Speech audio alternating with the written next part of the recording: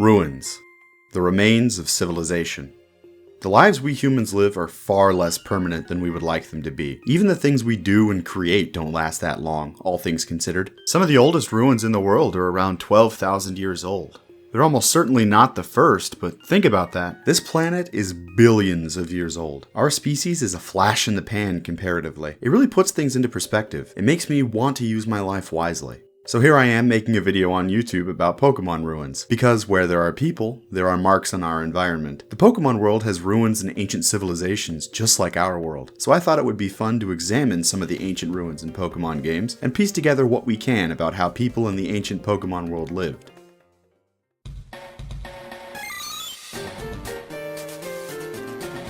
I think I'd like to start off talking about the Unown ruins. There are 3 regions in the Pokemon world in which Unown are found in ruins, all 3 of them quite geographically close. Kanto, Johto, and Sinnoh. I'll talk about them individually here shortly, but I want to establish the links between them first.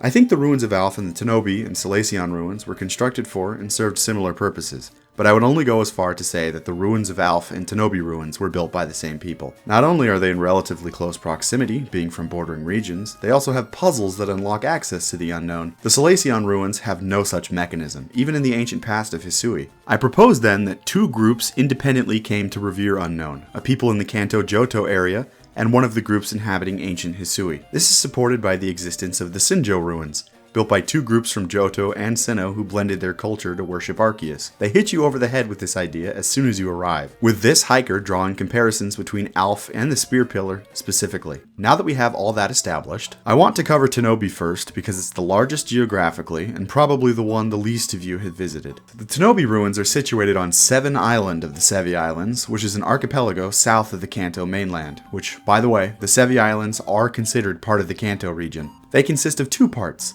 The Tanoby Chambers at the southern part of the island, and the Tanoby Key in Savalt Canyon that unlocks the chambers. Prior to completing the puzzle in the Tanoby Key, Unown don't appear, and their existence is largely unconfirmed. After you do, Unown begin to appear in the 7 chambers in sets of a few at a time. The name Tanoby is an anagram of botany, and the chambers are named after flowers that closely match the colors of each chamber. A similar pun plays out in the original Japanese. There is a quirk with how Unown are generated here, where some forms are more likely to be shiny than others. The value that determines Unown shininess also determines what letter it is if left to chance, but because the encounter rates are fixed by the letter, some are more or less likely to be shiny, ranging from 1 in 5,120 to 1 in 18,432. I have experience with this. I went 48,000 encounters for one of the rare ones and came away with the 1 in 5,000 one. Shiny Unown! Oh no! Know what you're getting into if you hunt here.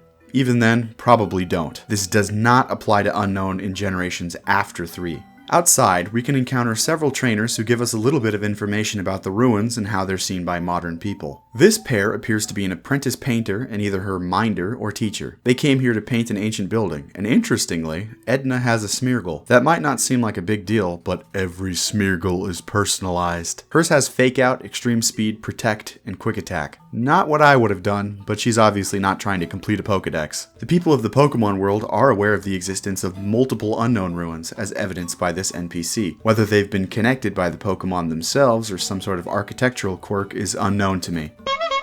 There's also a ruin maniac here who dates the Tanoby ruins as being at least 1500 years old.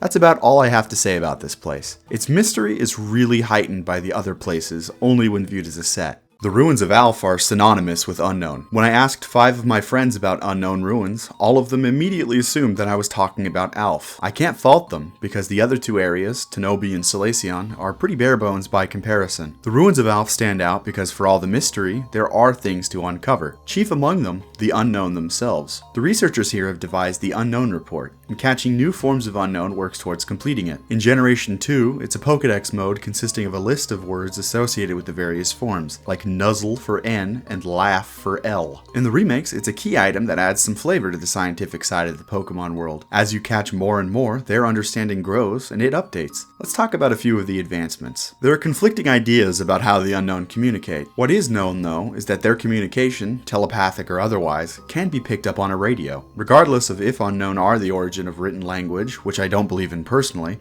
I think they do intend to impart knowledge. Because Unown communicate with each other wordlessly, I think the Unown script was devised so that humans and Unown could pass knowledge amongst each other. In real life, bridge languages have historically existed as secondary languages people can learn in order to communicate with a wider variety of people with differing mother tongues. English is one such lingua franca, and I'm using it to communicate to you now. Other names you might have heard include bridge, trade, or common languages, though more specifically, I think the Unown script would be a pidgin language, which is an impromptu, artificial means of communication created for the express purpose of allowing two groups or more with differing languages to exchange ideas. It's no one's first language or script, and it's born out of necessity. A real-world example of this would be Hand Talk, or the North American Plain Sign Language. If you like to do research rabbit holes, that's an interesting one to hop down on a rainy day. If you're a greasy Reddit or neckbeard with more interest in Funko Pops and gamer sups than history, though, you might recognize the scene from The Mandalorian where he communicates with the Tuskens using his hands. So, what can we read in what I assume is the lingua franca of the Unown? The ones in Heart Gold Soul Silver read as follows. Our clan engraved words in this place. Our clan created Pokemon statue outside. They possess power to sense with mind and reject outside. We humans need to walk with them. We leave here for the sake of them.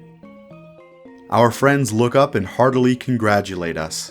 Now I specified Heart Gold Soul Silver because in Crystal, the messages are more grammatically accurate. They're way more stilted in the remakes. I choose to interpret this change as Game Freak leaning into the lingua franca aspect. It's dumbed down because it's not a language intended for scholarly purposes.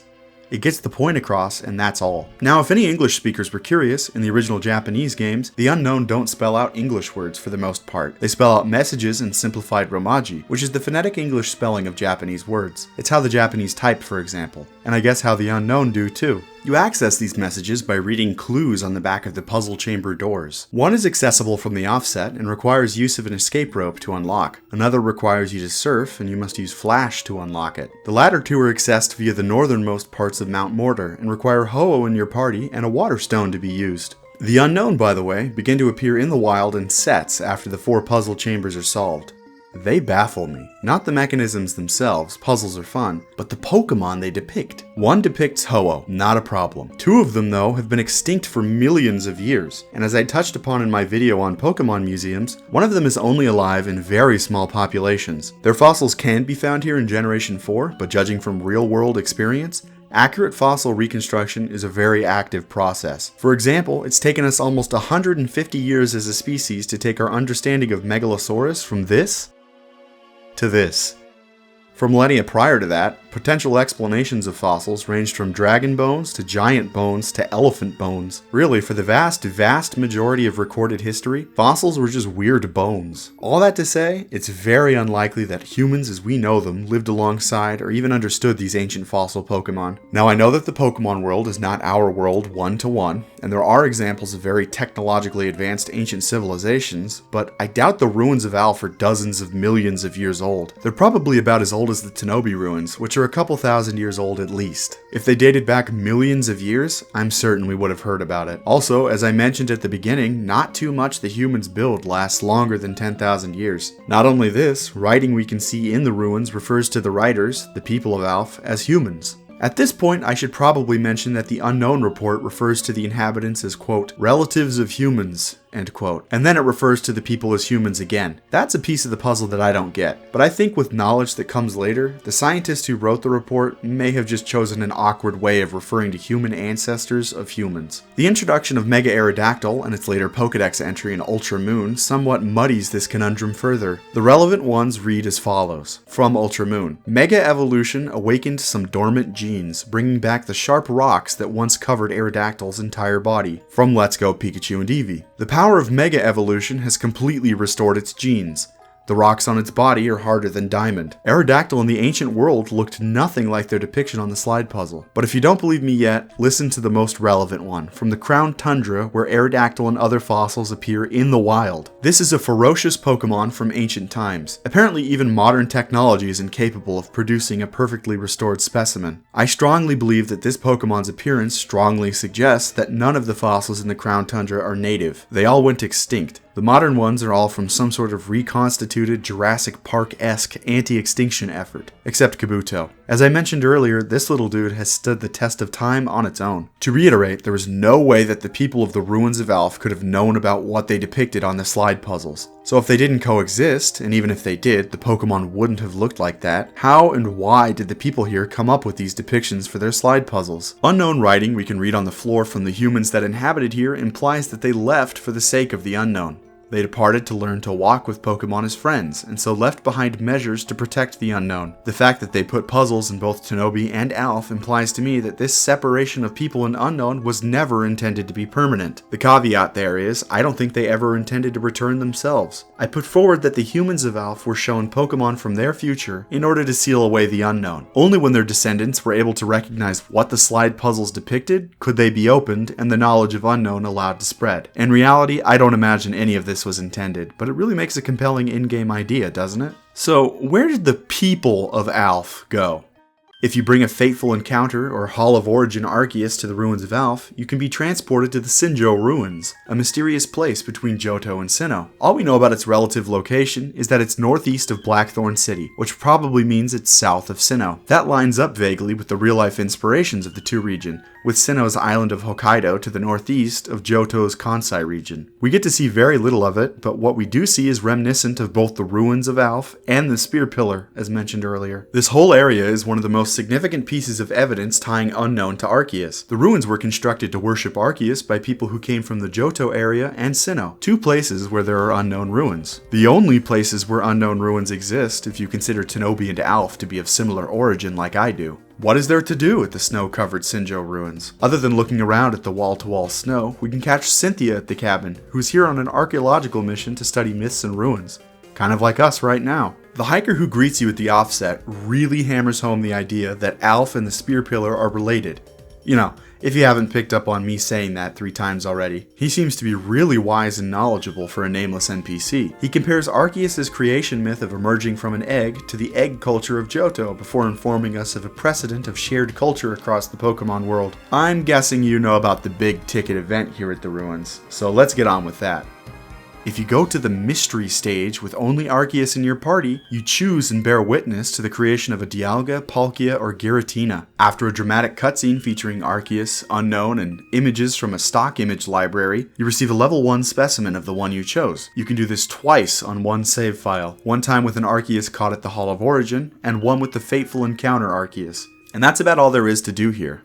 Sinjoh has been mentioned since Heart Gold and Soul Silver, believe it or not, but I'll save that for a bit later in the video. After receiving the Pokemon, we're transported back to Alph in the Johto region. We've talked at length about the Alph-Tanoby civilization and their relationship with the unknown. So, who are the mysterious people that came from Sinnoh? I believe they were related to the Celestica people of ancient Hisui due to their shared reverence of Arceus. If you didn't know, by the time of Legends Arceus, the Diamond and Pearl clans are relatively recent transplants to Hisui. Prior to their emigration from across the sea, the land of Hisui was occupied by a now lost civilization known as the Celestica, or ancient Sinnoh people. Whether or not the Diamond and Pearl clans are descendants or the successors of the Celestica is unclear to me. Although according to Ancient Verse 5, which we can unearth with the help of an Ursaluna, the Diamond and Pearl clans falsely took the name Celestica prior to their split. Whether or not they were pretenders or unworthy descendants is once again unclear. My point here is that I believe the original Celestica people moved to the Sinjoh ruins prior to their disappearance. Maybe that was their disappearance. Eventually, at least one, but maybe more, returned to Hisui from Sinjoh. The author of the old verses has at least been to Sinjoh. I don't believe it was the Diamond or Pearl clans in any shape or form, because from the offset they differed in their depiction of the almighty Sinnoh. The Diamond and Pearl clans famously disagreed on whether it was Dialga or Palkia. We, of course, know the true identity of the almighty Sinnoh to be Arceus. Legends Arceus also takes place too late for it to be the modern people of Hisui who built Sinjoh. As I said, the ancient verses in that game name Sinjoh. Cogita also mentions that the Celestica are millennia old. It makes sense when talking about Arceus worshipping people from the ancient past of the Sinnoh region to land on the Celestica people. They're the ones who built the Temple of Sinnoh, now the Spear Pillar for Arceus' sake. I think it would be best to round off our discussion of Unown at the Solaceon Ruins, which, to my estimation, was created by the Celestica people as well. In fact, going forward as a blanket statement, I believe that unless otherwise stated, the ruins we can find in Sinnoh are by and large the remnants of the Celestica civilization. The Solaceon Ruins, as mentioned previously, are the least complicated of the Unown ruins.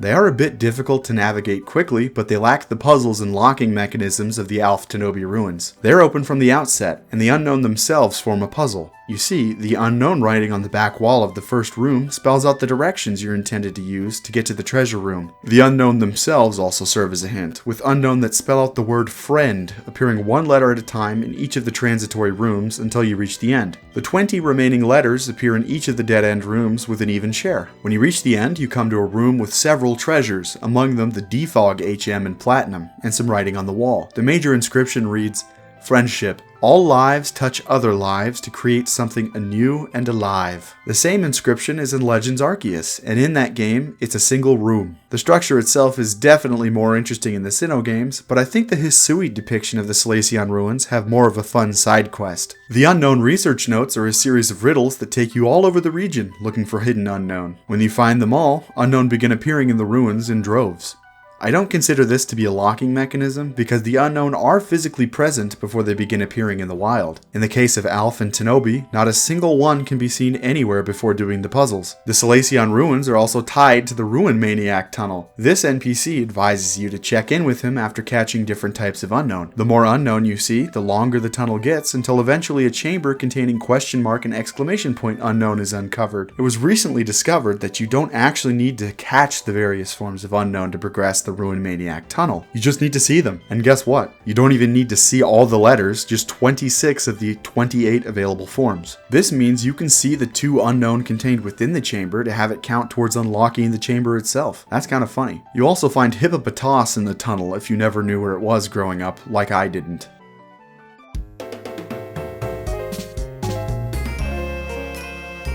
While we're in the area, we might as well talk about the other ruins. Just south of Solaceon in the Lost Tower is the Hallowed Tower, the historic place where Spiritomb was sealed away. Believe it or not, for all I talked about Celestica earlier, I'm not sure it's related at all. Multiple Pokédex entry throw out a figure of 500 years for Spiritomb being sealed away. So even if it was built by the Celestica, it's been used by people later than that, like us, the player. The tower could be older, but I don't know. Worth mentioning is that in Legends Arceus, the Shrouded Ruins Spiritomb Odd Keystone area is sort of northeast of Solaceon Ruins, whereas the Hallowed Tower is dead south. The dead obvious spot associated with the Celestica people is Celestic Town. This isn't just an English thing either. Celestica is Kaminagi, and Celestic is Kanagi in Japanese. Kanagi is derived from the words kami and nagi from my limited understanding of the Japanese language. Celestic Town itself is very traditional, and its population is among the smallest in the region. There's an herbal medicine shop here, and Cynthia's grandmother tells us that the town was founded by old school Sinnoh worshippers. Their artifacts can be found every so often, like the old charm made from Pokemon bones. Little fun fact, this is the only town in Sinnoh where there are no televisions.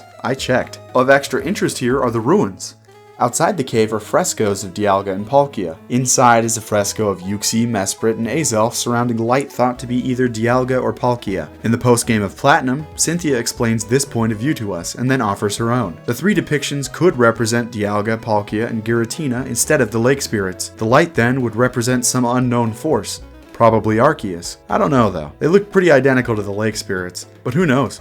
Maybe like the almighty Sinnoh was blurred from Arceus into Dialga and Palkia, something similar happened with the Sinnoh trios. Here, as part of the story, we can prevent the ruins from being exploded by Team Galactic. Destroying such a historic spot would have been absolutely despicable, but they back off after being defeated. It's a sleepy old town otherwise.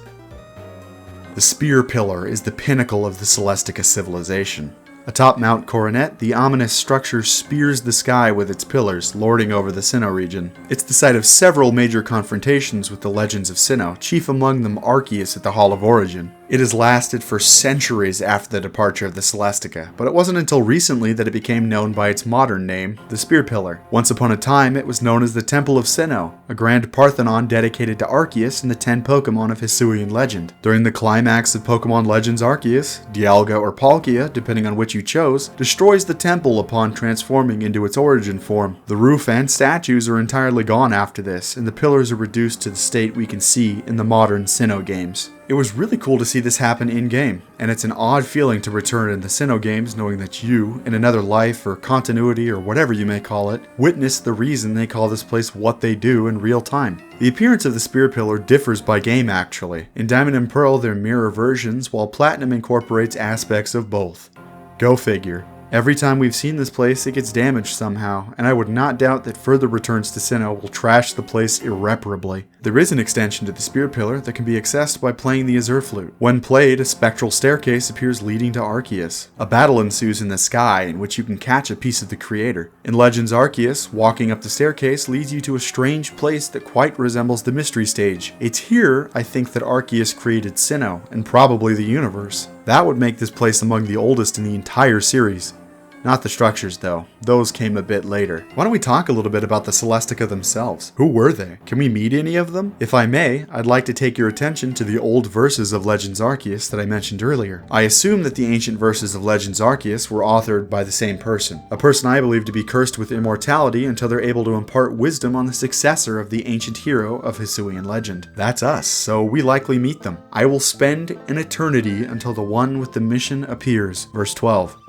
Verses 2 and 9 in their entirety can be read as lamentations by someone who's growing weary of having to bury their friends. O you who at the world's far off end dwell, I know your wish, it is my wish as well. My own beloved is now gone from me, departed to a place I cannot reach. My old companions have left me behind, their faces faded into days gone by. Still to my breast I clutch this hopeless dream, a futile wish for us to once more meet. O you, who at the world's far off end dwell, I know your wish, it is my wish as well. But ours are cold and endless winter days, warmed only by memories locked away. Verse 2.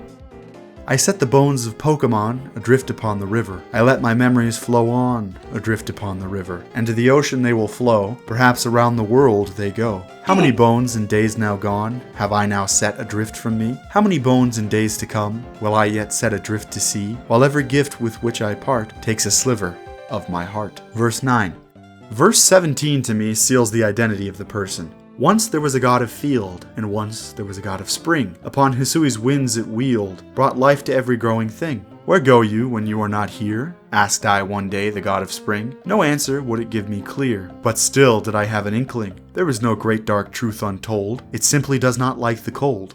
This specific piece of wisdom is imparted upon us by Cogita of the Ancient Retreat, which is pretty close to where modern Celestic Town is. She informs us that Enamorus, the god of spring, doesn't stick around in Hisui in the winter. She later attempts to quote verse 17 and is unsure of herself. The verses, by the way, are buried underground for who knows how long. She's also similarly unsure about how long ago exactly the Celestica disappeared, despite all she knows, which by the way is a lot. She sets you on the quest with pretty detailed instructions on how to go about quelling the space-time distortions. It's almost as if she's forgetful just because of how much she knows. I think she's the author of the verses and an immortal. She looks quite young, yet speaks like someone centuries old. The series does have a precedent of longevic human characters by this point, but we'll talk about him later. I think she would be able to shed a lot of light on the questions that the Celestica have left behind, such as what happened to them. Game Freak really knows how to keep their cards close to their chest when it comes to elaborating on lore though, and they know when to keep their mouths shut in favor of creating speculation.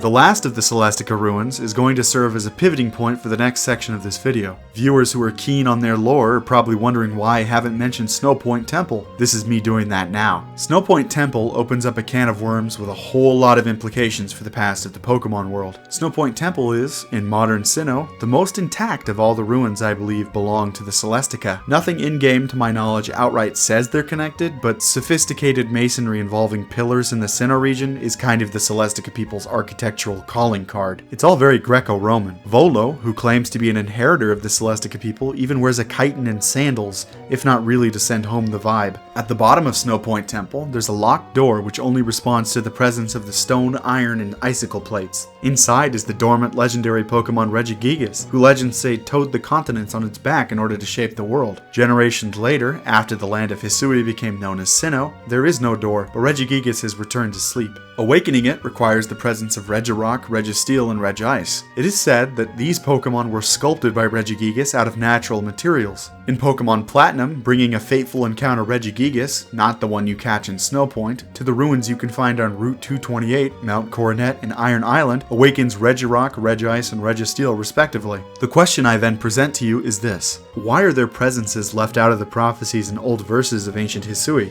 And why are similar ruins found in at least 3 other regions? To answer that question, I think we need to go to the Hoenn region, where we were first introduced to this set of iconic legendary Pokemon. The most famous set of ruins in the Hoenn region are definitely the ones relating to the legendary giants, Regirock, Regice, and Registeel. I don't think it's a stretch to say that the Regis are the most mysterious of all the true playground rumors. The method to obtain the Regis is not as mythologized as, say, Mew under the truck, but it is based in reality, whereas the Mew rumor is just that.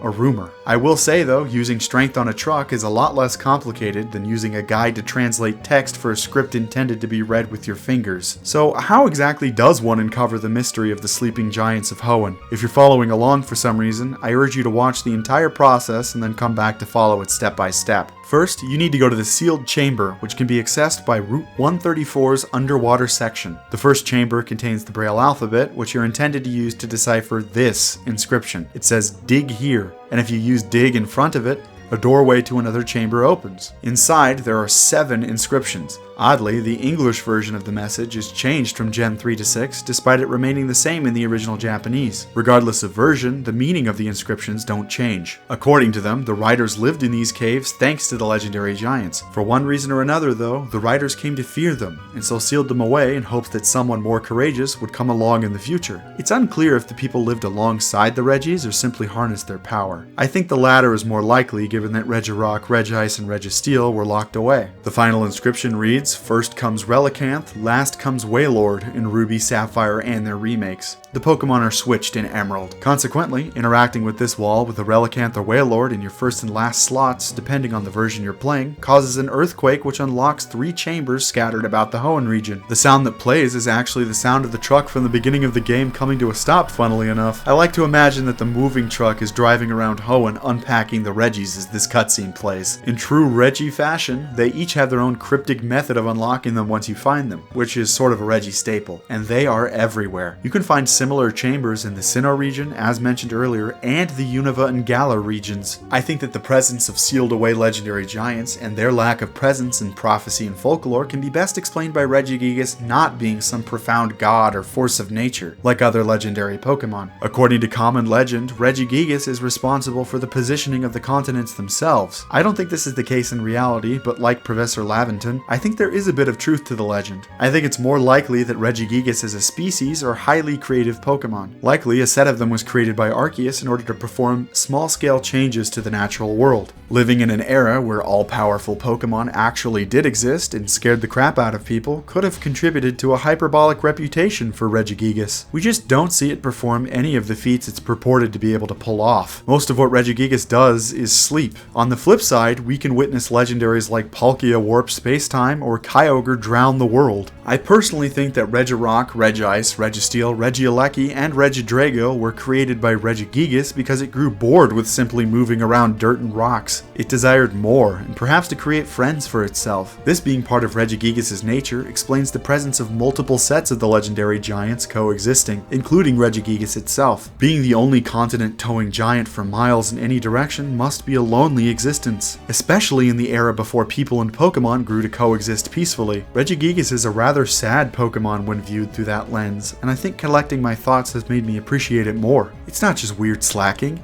It's just a sleepy, lonely little giant guy. Worth mentioning though is that a single Pokedex entry from S.H.I.E.L.D. suggests that Regigigas created the other legendary giants before moving the continents, but multiple of their Pokedex entries date them to only be a couple tens of thousands of years old. I'm open to the idea of it moving continents, but I don't think it actually did. So what could have happened to make people all over the world seal them away? I think the legendary giants likely wanted to get in on their creator's business and move the land. Being comparatively cheaper copies of the original Gigas itself, I think they probably were a bit clumsy. In trying to help people like they did in the sealed chamber, they performed some great feats with unintended consequences. Just being near Regice could freeze you completely solid, for example. Either that, or they're controlled by Regigigas, and its tendency to laze around for centuries doesn't align with their sleep schedules. In that case, they may have rampaged in the absence of their creator. In at least the case of the cave-dwelling Hoennians, I think they probably sealed away the legendary giants for everyone's protection, including the Regis themselves. That's why they call upon someone more courageous.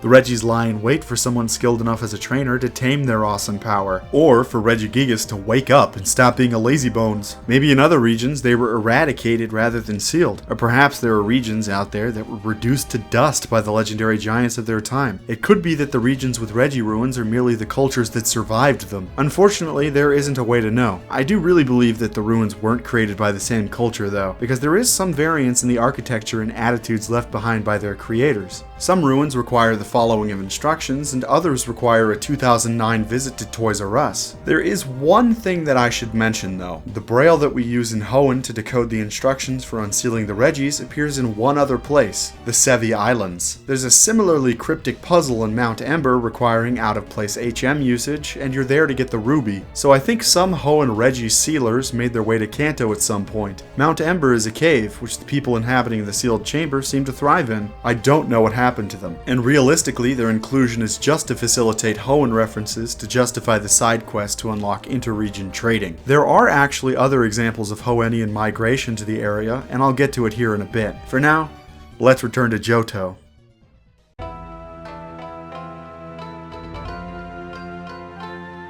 The Johto region is, for the most part, unique in that its ruins were not left behind by dead civilizations who disappeared or died out. Instead, with few exceptions that were already mentioned, the ruins of Johto were presumably created by the direct ancestors of its modern-day inhabitants. It's hard to find a place in Johto that doesn't have a historic structure. It's absolutely brimming with history. Cianwood City, for example, houses the Pokémon world's oldest apothecary. It's because of this history that it's kind of difficult to draw the line between ruins and old, but still current places of reverence. The Dragon's Den, another example, is pretty old, but people still use it and clearly remember its purpose, so it's not really ruins. Due to the region's focus on tradition, we don't have to do much guesswork here. This part of the video is a welcome respite for me in that regard. If we're counting truly abandoned, lost to time ruins, I can only think of a precious few in the Johto region. The first is the Ilex Forest Shrine. It's wooden, so it probably isn't too terribly old. The shrine is the source of a few events. The first in Crystal, wherein bringing the GS ball to it starts an encounter with the out-of-time Pokemon, Celebi. The second involves bringing a special shiny Pichu to it in Heart Gold Soul Silver, which likewise causes the spiky-eared Pichu to join your team. It approaches with an old man who explains that the shrine is typically avoided because children in Pokemon have a tendency to disappear around it. That's a little bit of a bummer. But Pokemon do have a precedent of disappearing children. Celebi doesn't get as bad of a rap as Hypno or Drifloon though. The final event kind of sheds some light on that. Celebi is most likely taking them to other times, as it does when we bring it to the shrine in Heart Gold Soul Silver. In our case, it brings us to a few years prior to the game to witness Giovanni's exile, before returning us to whence we came. Why doesn't Celebi return to others though? Once is an anomaly, a rumor. But multiple cases is confirmation, and probably what ended up motivating the people of Johto to avoid the shrine. Spooky stuff. It's kind of not a ruin, but I wanted an excuse to highlight the developmental history of it anyway. Apparently, the developers created this area for Gold and Silver and promptly forgot about why it was added. Rumors surrounding the shrine after the release of Gold and Silver inspired Game Freak to create the event for it in Crystal, according to an interview that I'll link below. It is not in English though, so be aware of that. The event didn't make its way to the US until the Virtual Console release of Crystal on the 3DS. In Japan, you could get the GS Ball through use of the mobile Game Boy adapter and the internet. They really liked their peripherals back in the day. Is it just me, or does the e-reader look like a stupid hat for the Game Boy? But I digest. The second of the true non-Alph ruins of the Johto region is the Burned Tower. Almost a millennia ago, the brass and tin towers were erected in Ekritique City. 150 years ago, the brass tower was struck by lightning and caught fire. According to legend, for 3 days the fire raged, until a sudden rainstorm put it out. Unfortunately, in that time, it had burned to a crisp, and 3 Pokemon trapped inside had perished. When the rainstorm cleared, Ho-Oh descended and restored the Pokemon to life, creating Raikou, Entei, and Suicune as we know them. The people People rejected them though in fear of the Pokemon's power. That caused the legends of the region to become reclusive, and scant few sightings occurred before the events of the games. The third place I want to talk about in this Johto section is actually related to the Hoenn region. In Heart Gold Soul Silver only, on Route 47 only, you can find the remains of a great tower embedded in the cliffside, the Embedded Tower. According to Professor Oak, it was built by people from the Hoenn region in order to honor the three Pokemon from their legends: Groudon, Kyogre, and Rayquaza. It went deep underground into the ocean and high into the clouds, connecting the earth, sea, and sky in one single monument. Now, it's just ruins. It has the distinction of being the only place outside of Hoenn where you can catch the three super ancient Pokemon on their own. Subsequent methods of capture have lumped them with other legendaries, such as the Ultra Space Wilds or the Max Raid Lair. There's nothing inherently wrong with those places, they just kind of remove some of the spectacle and unique features of battling a legendary Pokemon. They're there to fill your decks with little extra fluff. I kind of miss that fluff. You also require the red and blue orbs to capture Kyogre and Groudon, which can't be said for even Paldea. That presents its own set of questions. In the Hoenn region, the red and blue orbs are very sacred. It's a huge deal when Team Aqua and Magma steal them from atop Mount Pyre, and yet Mr. Pokemon gets his hands on them and gifts them to us. These are priceless artifacts. Oh, I guess they do have a price. 10,000 Pokédollars. Okay, but that still doesn't explain why there's suddenly a Jade Orb that brings out Rayquaza. It's never mentioned outside of Heart Gold Soul Silver. If you recall, while the red and blue orbs became Mega Stones for Kyogre and Groudon, Rayquaza needs no such item to Mega Evolve, so the Jade Orb was just made obsolete. I think we do know who created these ruins specifically.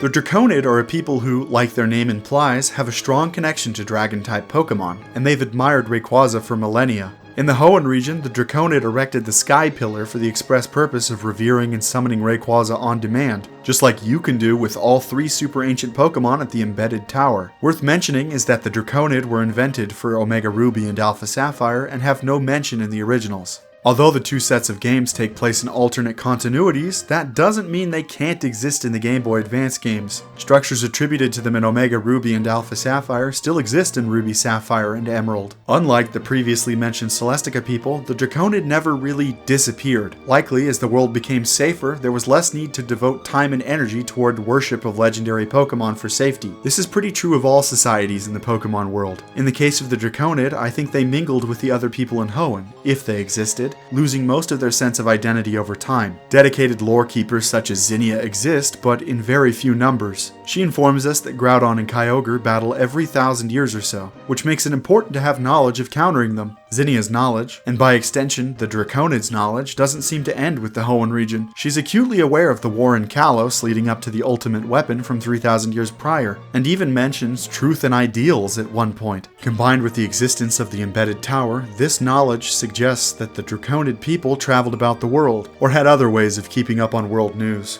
And the Braille writing people made their way to Kanto, if they're a distinct group. Oh, the things in this video Zinnia could clear up. The Sky Pillar is among the most prominent of the Draconid ruins. As mentioned previously, the tower was constructed in order to revere Rayquaza. This most recent time was probably the most severe clash of super ancient Pokemon that the Hoenn region had ever seen. A devastating meteor struck, creating the crater that houses current-day Sootopolis City, exposing the subterranean lair of the super ancient Pokemon, and setting them loose upon the world. Rayquaza saved the day once again, and so the people erected the Sky Pillar in order to summon its power in another 1,000 years. That's about how old the pillar is, and the next time Rayquaza was needed was 1,000 years later during the events of the Hoenn games. A mural inside tells this story. Meteor Falls is the ancestral home of the Draconid people. They sought refuge from the clashes between Kyogre and Groudon in ancient time, and the meteors that fell containing Megastones empowered them to defend themselves. I have an inkling that their tendency to dwell in caves may suggest that they were responsible for sealing away the Regis. The only problem is we don't see Braille and ruins we can definitively tie the Draconid to. Either that or all the people of Hoenn lived in caves at one point. It does make sense to want to take refuge from the planet-altering battles of the super ancient Pokemon, and the planet itself makes wonderful natural fortresses. Hoenn actually has a lot of distinct caves as far as regions go. I think there's a good amount of evidence that the falls are natural rather than artificial. For one, they're one of the few caves in the Pokemon series with running water. That, combined with the color of the cave and overall vibe, makes me think it's a limestone cave, which are among the most common in our world. They're called solutional, or karst caves, which are formed by water seeping into porous stone and dissolving it. While I think the Draconid were more than capable of creating something like this on their own, as evidenced by the majesty of the Sky Pillar, the cave just looks natural. I don't know how to describe it better than that. The only sign of civilization in the modern-day Meteor Falls is the bridge over them. I don't count the ladders necessarily because every cave in the Pokemon world has them. They're not a good benchmark. An example of a cave I think the Draconid did make, or at least artificially extend, is the Granite Cave of Dewford Town. In Omega Ruby and Alpha Sapphire at least, there are plenty of stairs and intentional looking pathways. The final part of the room is a prime example of this, with a hallway leading up to a mural telling Groudon and Kyogre's part of the Draconid's history. It's a counterpart to the Sky Tower in that regard. Given the shrine and connection to the super ancient Pokemon, I imagine Sootopolis City was once a Draconid stronghold, but I could find no sources directly supporting this idea. The crater makes a naturally impenetrable fortress, which could be good for a people escaping devastation. I also really want to mention that the tree in front of the Cave of Origin was planted by a tall man from Kalos 1,000 years prior. The only ruin-ish place in Hoenn that we can't concretely attribute to the Draconid is Mirage Tower in Pokemon Emerald. It's an anomaly that disappears after one climbs to the 4th floor and chooses a fossil. It might not even be real given the name. Perhaps some kind of desert Pokemon has the capacity to create sand-based illusions? How exactly would a load-bearing fossil get up into an artificial structure though? There's no definitive answer, and it didn't return for Omega Ruby and Alpha Sapphire.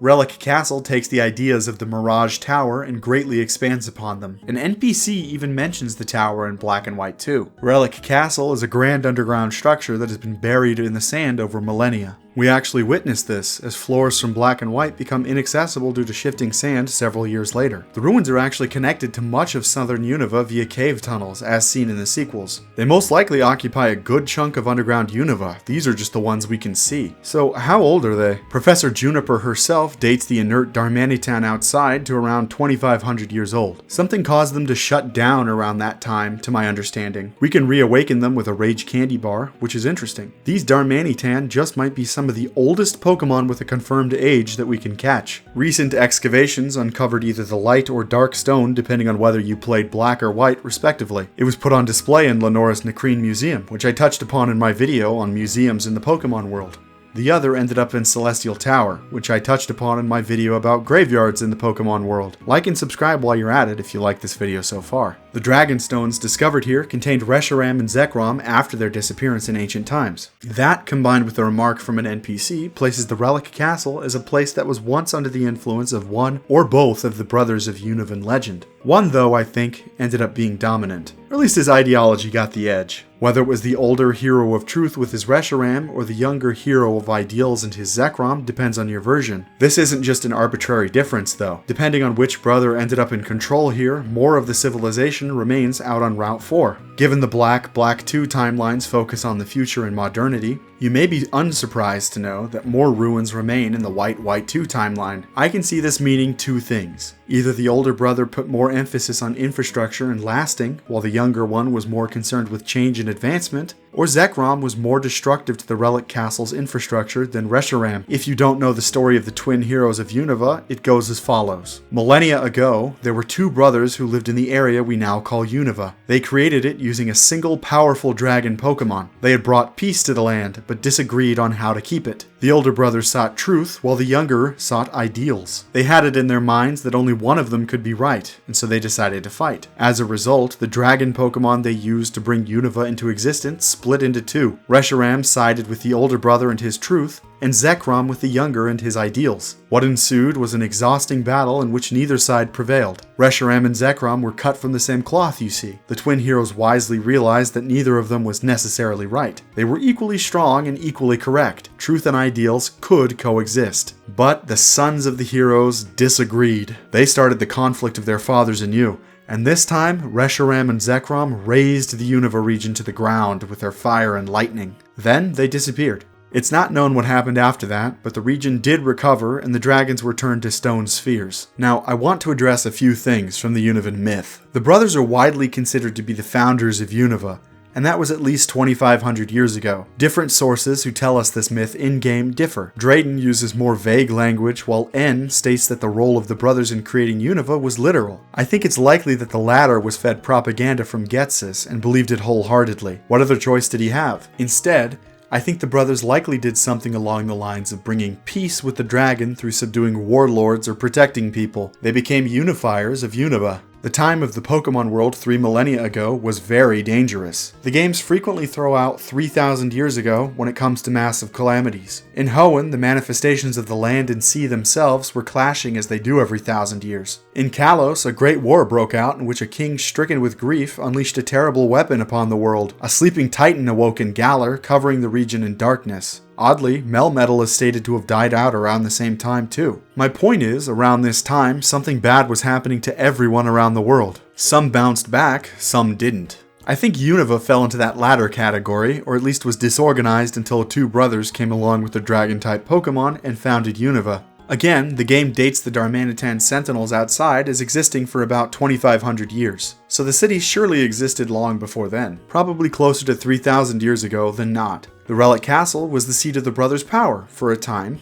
It then fell into ruin, probably after the conflict of their sons. Then the city gradually sank beneath the sand. I'm not sure the city's disappearance was immediate, because the remains of Reshiram and Zekrom were interred within the castle. I imagine the timeline to go something like this. About 3,000 years ago, Unova was lawless. There's record of a massive oceanic event happening around that time. More on that in a bit. Maybe a century after that, 2,900 years ago, the brothers unified Unova and had their clash. A generation later, their sons set Relic Castle and its civilization on the decline by setting Reshiram and Zekrom upon the world. Over the next few centuries, without the legendary Pokemon to guide them and act as enforcers, the people slowly died out and or left. And by 2,500 years ago, either something bad enough happened to make the Darmanitan transform into their stone forms, or there was just no one around to attack or defend. There was no one left motivated enough to live around the Relic Castle. It's possible the area wasn't even a desert at the time. I think the decline was gradual for a number of reasons. The first is that the civilization was supposedly very impressive. If it sprung up and was gone in a generation, I don't think it would have had the same historical impact. Also, what does remain is very intact, just buried in the sand. Finally, if it was completely destroyed along with the region and everyone died,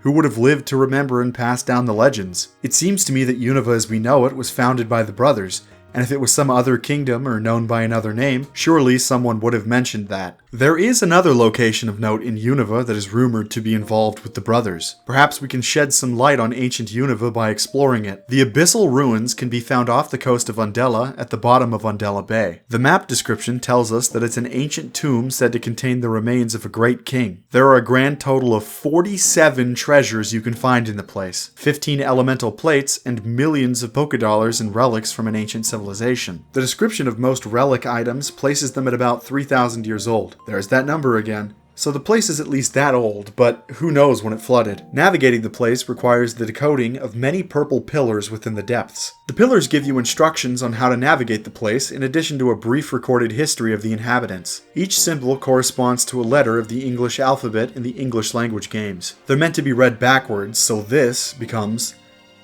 For each floor you advance, you shift a letter forward, so this becomes... Life is gratitude. It's not so tough once you get it, and in black and white too, an NPC helps with the decoding. However, there is a problem with the decoded ciphers in English. Due to the character limit, the messages are a lot more to the point than in the original Japanese, where more ideas can be expressed in less space. For example, the message primes lead to truth in English is those who understand prime numbers understand the truth of the world in Japanese.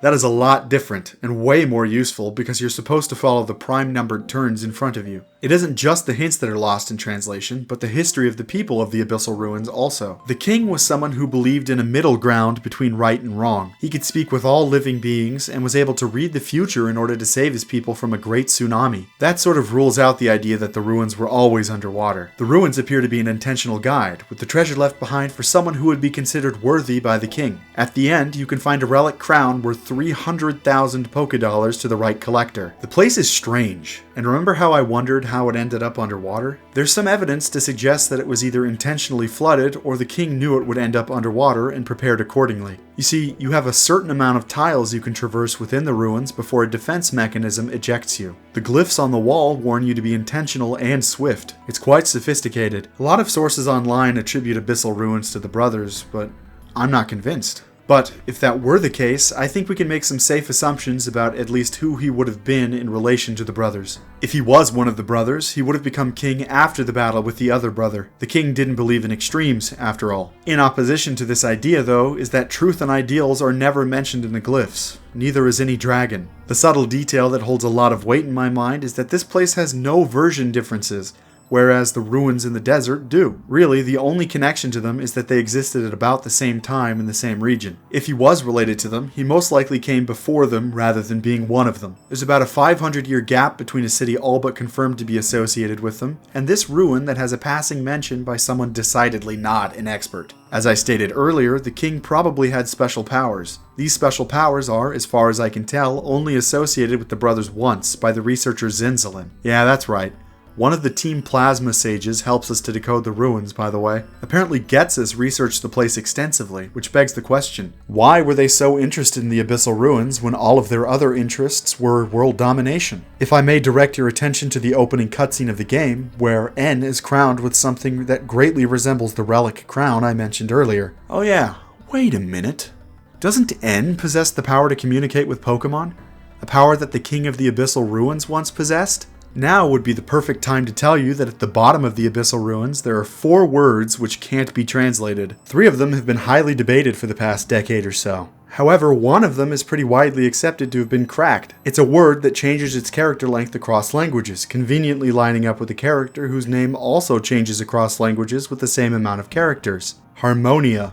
If you didn't know, N's full name is Natural Harmonia Gropius. While a little bit out there, N is also connected to prime numbers like the old king. His battle themes arpeggios ascend according to prime numbers if you begin counting from middle C. And that isn't Illuminati confirmed rambling, that comes straight from a 2011 blog post by Junichi Masuda. And now the pieces fall into place. At some point, Ghetsis became aware that N possessed powers similar to that of a powerful Unovan king, and he moved to manipulate him. Ghetsis likely gave him the name Harmonia in order to solidify his claim as an inheritor of that legacy. I think it could be possible that N is a descendant, but with how much lying Ghetsis and Zinzalin do in order to achieve their goals, it could just be a coincidence. I do not believe, though, that we can at this point safely tie either N or the Ancient King to the brothers of the Unovan legend. The final cementing piece in my mind that prevents me from making a claim like this is that over the course of the game, we bring the dragons back with N, but we, the player, possess no abilities like N and no confirmed link to him. There's also nothing tying the dragons to the Abyssal King, except that they were possessed by people who Zinzalin claimed shared abilities with the king. And again, he worked with Ghetsis to manipulate N and the Unova region to fit his idealized worldview. Not exactly a reliable source, especially when he's trying to motivate us to explore the ruins on his behalf. Overall, I think the only concrete link between the player character, N, the King of the Abyssal Ruins, and the Brothers of Unovan Legend, is that N and the King of the Abyssal Ruins shared abilities. Overall, I think the only concrete link between the player character, N, the King of the Abyssal Ruins, and the Brothers of Unovan Legend, is that N and the King of the Abyssal Ruins share abilities and most likely a name. Any other potential link isn't so solid. Again, I don't think it's impossible that the king is either one of the brothers or related to them, but I don't think evidence points in that direction. There are a lot of mysteries that we may never see elaborated on in the Unova region. I would be remiss if I didn't mention the movie continuities, which invent a whole backstory for some of the ancient characters, but I don't hold much stock in their validity to the events of the games. Meloetta, for example, is found in the Abyssal Ruins in the anime. Also, because you find the elemental plates here, some believe the Abyssal Ruins are related to Arceus. However, because the plates are found in sets all over the Pokemon world, I don't think their presence is a good indicator of any kind of specific worship. As the hiker from Sinjoh said, some folklore in the Pokemon world echoes others. I wish we knew more, but hot dog if the Abyssal Ruins weren't a fun thing to decode back in the day. There is someone in the Pokemon games that may be able to shed some light on all this, though.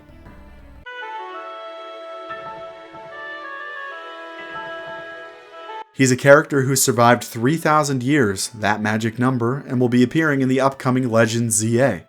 Yep, AZ the Wanderer, one of my most favorite characters in the Pokemon series, has seen it all. If you aren't aware of AZ's story, his goes something like this. Over 3,000 years prior to X and Y, a war had broken out between Kalos and another, currently unknown power. Pokemon were used as tools to solve disputes, and the precious Floette belonging to the king, AZ, was no exception. It died in the conflict, and in his grief, AZ devised a machine that could bring his companion back to life. However, his heart had grown bitter by the loss, and instead of merely restoring what was lost, AZ sought revenge as well. His restoration machine became the ultimate weapon, and it was used on both sides of the conflict in order to end it, vengefully, once and for all. Floette was restored to life, but it couldn't bear to remain in AZ's presence. He had been transformed by his desire for revenge and exposure to the machine. He grew to 9 feet tall and gained an unnaturally long lifespan as a result of his meddling with life and death. According to documents obtained by Lysander Labs, AZ's brother later buried the ultimate weapon that Team Flare excavated as part of its scheme. 3,000 years later, we meet AZ in XY, and battling with the player causes him to fully let go the hate in his heart, and Floette returns to him. By the yet unreleased Legend ZA, he's become the proprietor of Hotel Z, and seems to be in better shape than the last time we saw him. We can assume he's been all over the world, with at least Hoenn confirmed to have been visited by him. He planted the Tree of Origin, according to Wallace, and witnessed the last clash between Groudon and Kyogre 1,000 years ago. I wouldn't be surprised if he had been to Unova before or after his immortality. If I was unnaturally longevic, I'd probably do my fair share of wandering as well. I'm very excited to see what sort of little tidbits they sprinkle into the games about AZ's past. Perhaps a follow-up to this video will be in order after that game releases. Regardless of how one feels about modern Pokemon games, one has to admit that Game Freak still takes care in tying their games together. Although we may not see them because ZA takes place in Lumiose City, Kalos has plenty of ruins that aren't elaborated upon. The exception would be the Standing Stones of Route 11, which I elaborated upon in my Graveyards video. Essentially, each stone is a marker for a Pokemon whose life was drained by the ultimate weapon. The weapon itself is in Geosenge Town. Ruins can be found on and in Victory Road, but like the ruins of Mount Pyre and in modern Pokemon games, they are undated. They're more set pieces than mysteries. There are no answers about them, and they're almost too up to interpretation. Kalos is a historied region with many of the castles we can visit standing for centuries. These ruins could be a few hundred or a few thousand years old. There just isn't a way for us to know. Please, Game Freak, let AZ tell us everything that I want to know specifically. Thank you.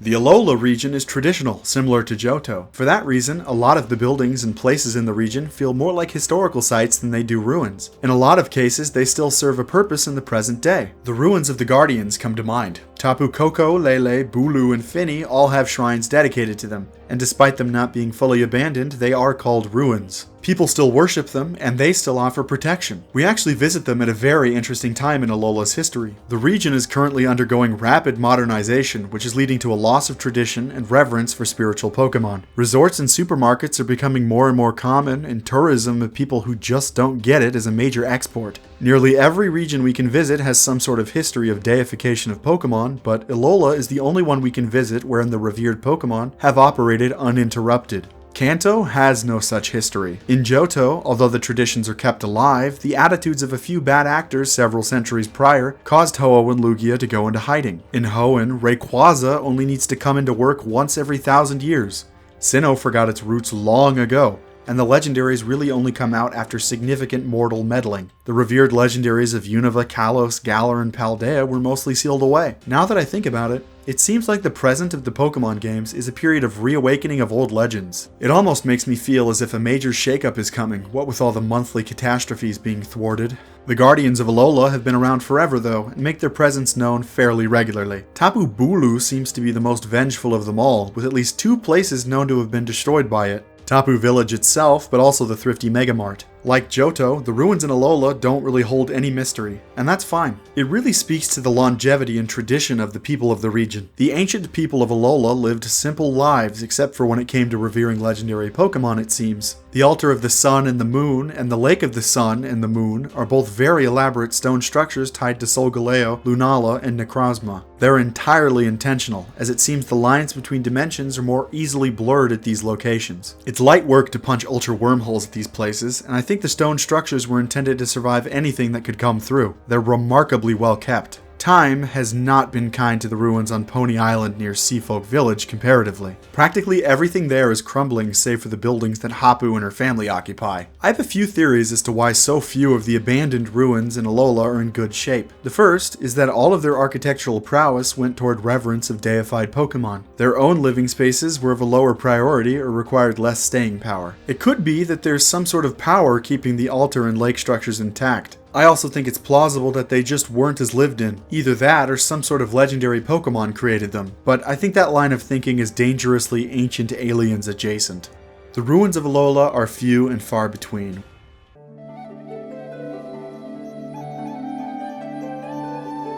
The Galar region is historic, for sure, with many cities and structures described as dating back to ancient times. The games themselves are also focused around uncovering the ancient history of Galar and piecing it together. Because of that, I think I'll just be talking about the truly abandoned or forgotten ruins of Galar. Before I do that, I figure I might as well take you through the history of Galar. 3,000 years ago, that magical number, the extraterrestrial Pokemon Eternatus woke from thousands of years of hibernation, causing the Dynamax phenomenon to awaken for the first time. The region was in a state of chaos known as the Darkest Day. Two youths met Zacian and Zamazenta, using their power to quell Eternatus and restore order. The two youths were declared kings, founding the kingdom of Galar as we know it. Like regions before it, we don't hear of any sort of political upheavals, so it's not complete nonsense to assume that any ruins we can find in the region are the remnants of ancient Galarian society. The wild area is peppered with old stone structures that give it some flavor, but not much else. The Watchtower Ruins, with its ghost Pokemon, has intrigued me since release. Unfortunately, it's pretty much just a flavorful raid den. It probably served as an ancient watchtower for the nearby city, although it's not really in a better vantage point than the city's buildings.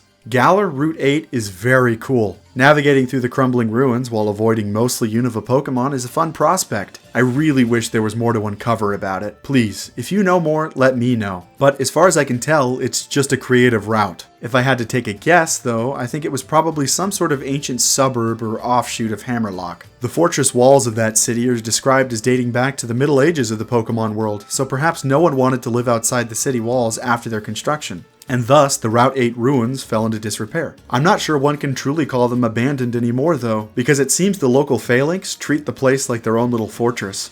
Stow-on-Side is a sadly realistic depiction of historic archaeological cities. Trinkets and artifacts are sold at the open-air market for a quick buck, but thankfugly many of the larger points of interest remain. Anyway, as one enters or leaves the city via Route 6, they're greeted by these gigantic statues of Diglett, or is it a Dugtrio? Truly an archaeological debate for the ages. We don't know exactly who carved them or for what purpose, but they sure are neat.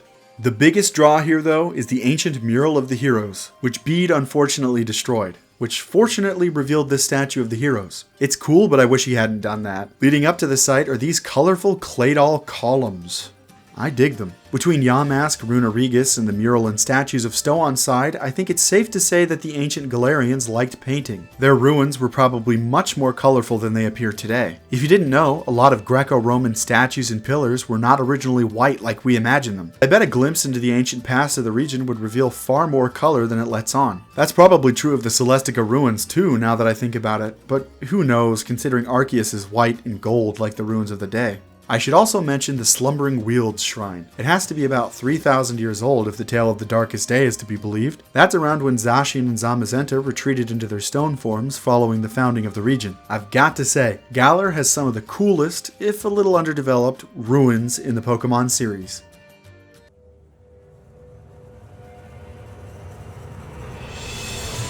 The Paldea region has the distinction of being described as a former empire. I don't think any society in the game continuity shares that distinction. At one point, for about 1,000 years, that empire ruled over the region before falling into ruin and unifying with its neighbors into the Paldea we know and love to this day. There are practically no ruins in this game, unfortunately, unless you count the Treasures of Ruin, which I don't, because they're Pokemon and not the crumbling remains of human civilization. The areas you can find them in, though, might be considered as such, but again, I don't, because they were meant to be forgotten about. I might as well tell you a bit about them if you haven't looked into their lore. Essentially, sometime during the millennia-long rule of the Paldean Empire, between 2,000 and 1,000 years prior to the events of Scarlet and Violet, the leader of Paldea was brought 4 treasures by a merchant hailing from the east. The treasures turned out to be destructive Pokemon that threatened the region before being sealed away. They welcome disaster, and you can just catch them, and they're really good in PvP, I think.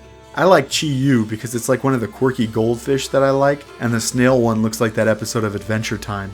The only real ruins in Paldea are the towers one can find scattered about the region. Before the unification I mentioned, they were utilized to keep an eye on the borders of the Empire. Nowadays, they're pretty much just places to find Gimmighoul and take massive amounts of fall damage. There is one tower though that's considered one of the 10 sites of Paldea and is even advertised by the tourism board, the Leaking Tower of Paldea. Located at the bottom of a waterfall near Alph, it's truly a sight to behold when the game isn't lagging profusely. Honestly, I think the Paldea region kinda skimps on ruins for the sake of the continuous overworld. I'd much prefer the take of Legends Arceus on an open world. In a lot of cases, I think not separating the provinces of Paldea negatively affects my enjoyment of the games.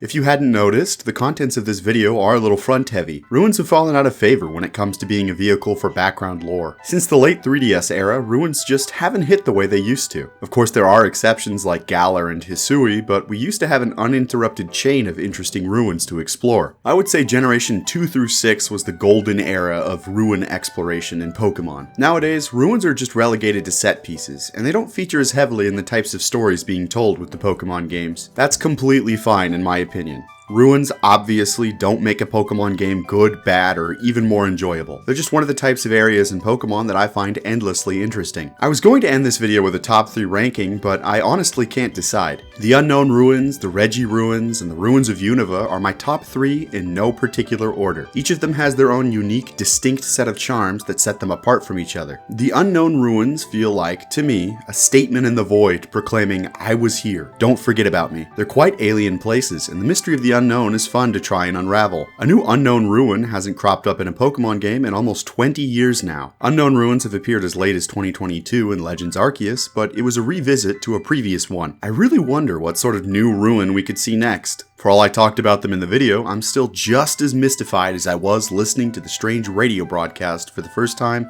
all those years ago. The Regi Ruins, to me, are everything I want in exploration in a Pokemon game. Finding them yourselves, even if you use a guide, truly feels like an adventure. As a kid, I remember setting aside an entire afternoon just to track down the Regis in Emerald. Because they were tough to catch, it took me well until past bedtime. The glow of my DS, my only companion in the dark. Needing to catch them in Gen 3 and transferring them up to Diamond and Pearl to catch Regigigas was something else as a kid, let me tell you. I was very pleased to see them return in the Crown Tundra with new additions to the family to boot. I actually knew close to nothing about the Ruins of Unova before researching this video. I was completely blindsided by all the lore to uncover. I had been to the treasure room in the Abyssal Ruins before, but I guess I somehow missed all the juicy information about the backstory of the Unova region. That's probably why they stopped going so hard when it came to places like this. It went completely over my head until recently. But man, if it doesn't make me want some kind of a return to Unova. The past of the Pokemon world is filled with all sorts of mysteries, and Legends Arceus shows that Game Freak isn't opposed to setting their games in the distant past. We could see returns to these ruins in their prime, at which point I would jump for joy. For now though, all we have is what remains, defiantly lasting into our time. Thank you for watching. And that about does it for this video. What kind of ruins do you like in Pokemon games? Is there any sort of future ruins that you'd like to see? Did I forget anything about these ruins that you would have mentioned? Let me know in the comments down below. If you like the contents of this video, I encourage you to also let me know down below. Barring that, a like and a subscribe goes a long way in letting me know to keep making stuff like this. On screen now is a playlist of videos I've made with a similar vibe to this one. I'm still working on building up my catalog, but this video makes over 2 hours of this type of content. I hope you enjoy watching it as much as I enjoyed making it. Take it easy, and if you'll excuse me, I need to go scrape some Unown off of my walls. What can we read in what I assume is the lingua franca of the Unown? Garbage truck. There's a garbage truck interrupting my recording. Oh. Sure is delivering the garbage. I mean, taking it away.